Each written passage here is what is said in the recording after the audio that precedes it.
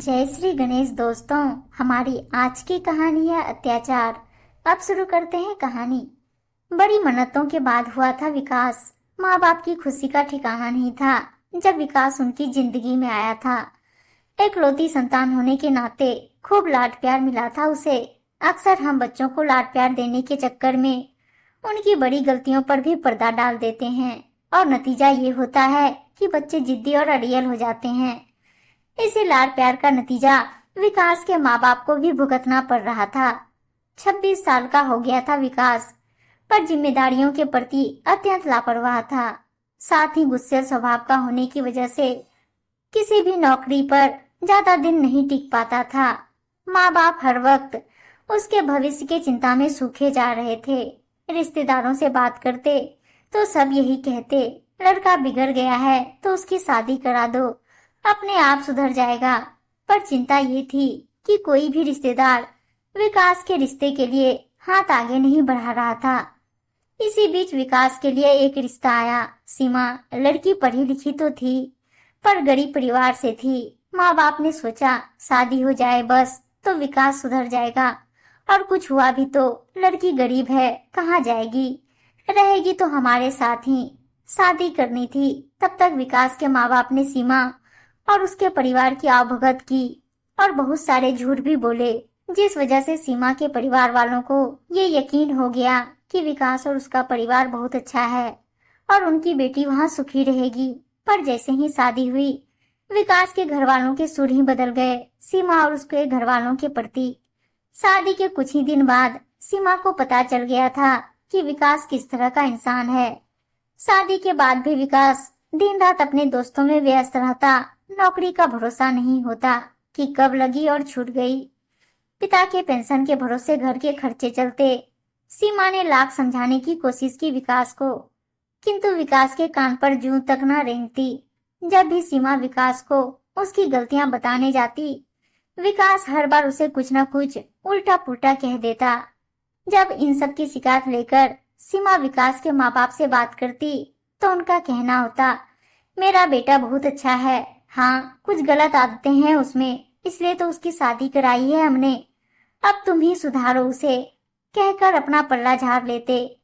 इसी बीच दोनों को एक लड़की भी हुई। सीमा ने सोचा था कि कम से कम अब तो विकास सुधर जाएगा, पर इसके विपरीत वो दिन व दिन और बिगड़ता चला गया। इसी तरह करीब 4 साल निकल गए, पर विकास में रत्ती भर का बदलाव न आया। इसी तरह एक दिन किसी बात पर विकास और सीमा की बहस हो गई और विकास ने सीमा पर हाथ उठा दिया। सीमा को मानो काटो तो खून नहीं, हालात बद से बदतर हो गई थी। हालांकि विकास का गुस्सा ठंडा होने पर उसने माफी भी मांगी और सीमा ने पहली और आखिरी बार का हवाला देकर उसे माफ भी कर दिया। पर वो ये भूल गई कि गुस्सैल इंसान के लिए पहली क्या आखिरी क्या। अब विकास की धीरे धीरे आदत हो गई गुस्से में सीमा पर हाथ उठा देना और फिर माफी मांग लेना।